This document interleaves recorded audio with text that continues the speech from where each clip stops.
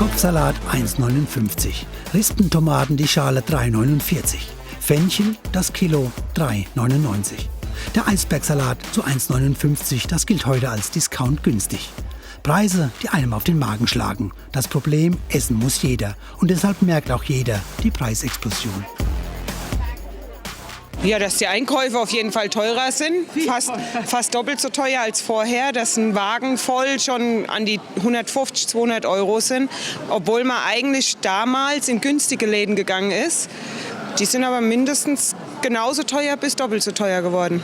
Man merkt das schon bei ganz einfachen Lebensmitteln wie zum Beispiel Avocado oder so, dass jetzt der Preis bei einem Avocado von 2 € auf 3 € zugestiegen ist. Wir gucken dann schon eher mal nach dem Preis, weil man merkt schon, Lebensmittel enorm verteuert oder manche ausverkauft. Ich habe meine Ernährung einfach gewechselt. Viele zum Beispiel, es ist teurer geworden, ich benutze nicht mehr Obst, habe ich einfach Wechsel gemacht. Was tun? Weg mit der Mehrwertsteuer. Das sagen jetzt Verbraucher- und Sozialverbände wie der VDK. Wir als Sozialverband VDK fordern, dass eben die Mehrwertsteuer auf frische Lebensmittel, auf gesunde Lebensmittel gestrichen wird. Das heißt eben nicht auf Fertigprodukte, sondern das heißt wirklich auf Obst, Gemüse, Getreide, auf Milchprodukte aus dem Kühlregal, auf Eier, eben auf alles, was man so für den täglichen Bedarf braucht, aber eben nicht auf fertige Lebensmittel oder Süßigkeiten. Eigentlich eine gute Idee. Eine gesunde Ernährung sollte keine Frage des Geldbeutels sein. Der VDK denkt dabei an Geringverdiener, Rentner und Grundsicherungsempfänger. Doch die Hessinnen und Hessen schauen schon jetzt, wie sie über die Runden kommen. Und noch sind wir in der glücklichen Lage, dass wir auch noch ein paar Vorräte haben, von denen wir uns hinhangeln können, aber die sind natürlich auch bald weg. Ne, wir kaufen schon bewusster jetzt, ne? Also wir gucken, was brauche ich wirklich. Also Angebote haben wir eigentlich schon immer gekauft, nur ich merke, dass die Angebote jetzt auch nicht mehr so günstig sind, wie sie mal waren. Ich versuche ein bisschen zu schauen, dass ich mir die Lebensmittel gut einteile, dass ich nicht mehr, früher habe ich vielleicht eher mal was weggeworfen, was dann abgelaufen war. Und jetzt schaut man, glaube ich, ein bisschen bewusster hin, was brauche ich jetzt wirklich die Woche, und dann benutze ich das auch. Ich schreibe mir tatsächlich Einkaufslisten mittlerweile. Sonst hat man mal das ein oder andere extra mitgenommen und diesmal sind es tatsächlich Einkaufslisten und man geht punktuell einkaufen.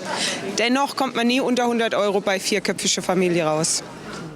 Auf Lebensmittel wie Obst und Gemüse werden 7% Mehrwertsteuer fällig. Würde man die streichen, würden Äpfel nicht 3,79 € kosten, sondern 3,53 €.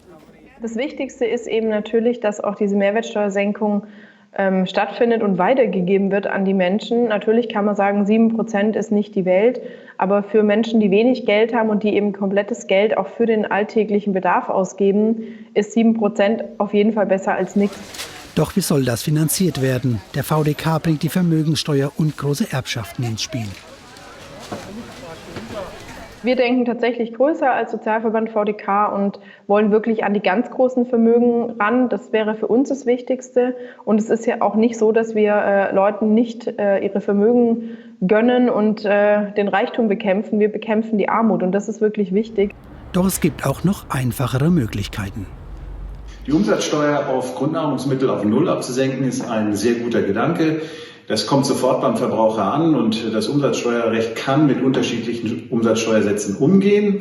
Das ist kein Problem. Sollte das etwas länger dauern, kann man alternativ auch so Einmalzahlungen machen oder eine Erhöhung des Grundfreibetrages in der Steuer. Das dauert dann aber, bis das ankommt beim Verbraucher. Wie teuer unser Essen noch wird, ist unklar. Jetzt ist die Politik am Zug. Bis jetzt gab es laut VDK nur freundliche Zurückhaltung.